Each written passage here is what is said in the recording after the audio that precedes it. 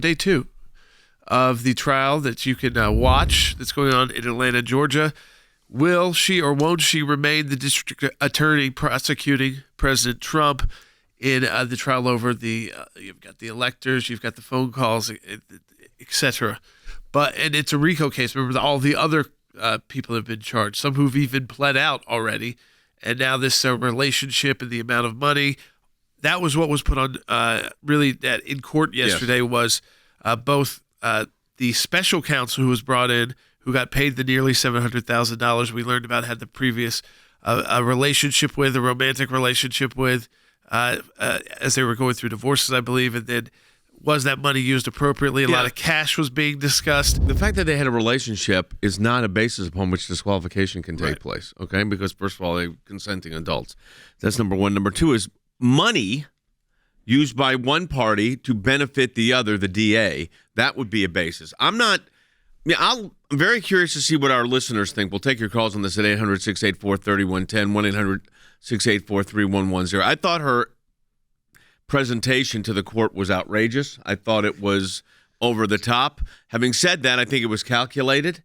I think she planned on testifying because her Wade, her senior DA or assistant DA, that's the one she had the relationship with, did a pretty significantly decent job on his testimony. They've got to show. They're attorneys. Does the prosecutor's actions undermine the integrity of the judicial system? That is the legal standard for this to go forward. There's a consensus right now that people inside Georgia think that she's probably not getting disqualified, and there are people outside of Georgia thinking she will get disqualified, although Andy will be joining us later. He's an outlier. He thinks she will be disqualified. I'm not so sure. We're seeing courtroom, and then, of course, we get reports from people who are there, but they've got their own opinions about it and their views. It's, I would think, again, most people just don't have the time to watch hours and hours. These court cases are over before they get home. So what they saw last night was Fani Willis screaming and bursting into the court, which we're going to talk about how that could even be an issue for her when she showed up in the courtroom. Because she wasn't supposed to be there at that time. There was an issue that she said she knew the testimony was done. They asked, how do you know it was done? You weren't supposed to be watching it. Yeah. Well, I saw people in my office moving around, and then she said she saw some of the proceedings. They're not supposed to do that. And then there's this question, which has not been answered yet, of whether information has been leaked to the press. That's a violation of the state 6E rule, which would mean dismissal of the indictment. What you saw yesterday, at least probably in the evening news, if you weren't able to watch all of the trial, they're on day 2 right now, and Fani Willis not expected to be taking part in that. There was a pretty bizarre exchange between the attorney Ashley Merchant, the prosecutors here, and Fani Willis. Ms. Willis, how did you know to come into the courtroom right then? There were people I was pacing in my office. Okay. And I heard someone yell, his testimony is done. It only made sense to me that I would be your next witness. And I've been very anxious to have this conversation with you today. So I ran to the courtroom. So as soon as you heard that Mr. Wade was done testifying, that's when you just assumed you would be the next witness? It only makes sense. Did you listen to any of the testimony? I've been in my office pacing, ma'am. Okay. Did you listen to any of the arguments? I did hear the arguments this morning. It's ridiculous to me that you lied on Monday, and yet here we still are. And I did listen to that argument. The arguments are just part of the evidence that is argued by a lawyer to further his or her case. So when she says she listened to the arguments, she listened to the evidence as well. It's inevitable because during the argument, you talk about the evidence.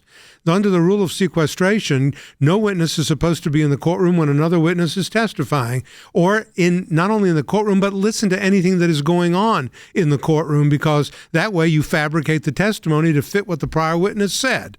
So what Fani Willis did here was, in my view, violate the rule of sequestration by listening to the argument with respect to the evidence in the case. But then this issue came up with that special counsel she brought in to handle putting together a RICO case like this. And that's not unusual, by the way, for DAs to do that.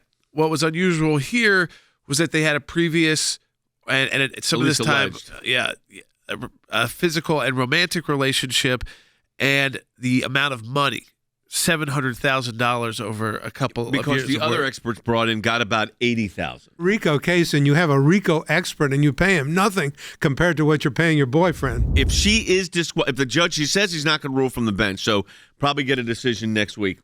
If he is disqualified, if she is disqualified, what happens, Andy? The entire office is disqualified. That means the district attorney's office for Fulton County is out of the case, and Georgia Code Section 45-5-3.2 kicks in, and that is the governor appoints the special prosecutor or the DA pro tem to take over the litigation. And that district attorney who is appointed or prosecutor, sometimes it's a DA from a neighboring circuit or another circuit in the state, that DA is called a DA pro tempore for the time being. That DA can do anything that DA would ordinarily do in a criminal case. Including dismissing the indictment. Null prosing, which is Georgia jargon for dismissing the indictment. Where you're not going to get a decision by the judge from the bench today on whether D.A. Willis is Correct. taken off this case. He's going to take it under advisement and write an opinion. Could that be come Next out week, on Saturday? I think. Nah, probably not that quick. I think No, next not week. that quick. It'll be sometimes next week. He'll issue an order in the case. Do you think, Andy, your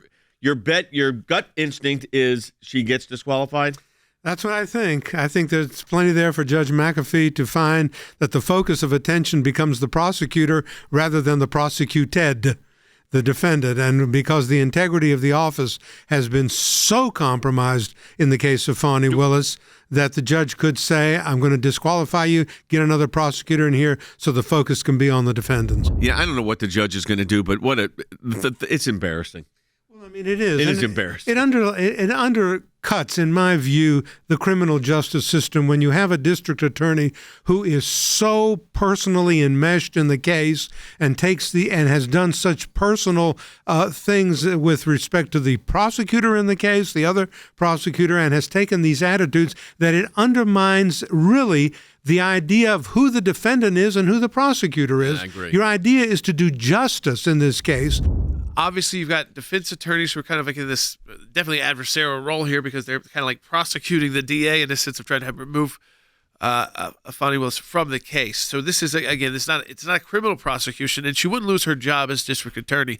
Though what comes of this could certainly lead to potential investigations where she could lose her job and potentially be criminally liable. That's not what's at stake here. It's whether or not she can run this case, or does she need to be replaced by the governor and someone who comes in as district attorney to decide whether or not to carry this case on or not just about President Trump, but about the other 15 or so defendants.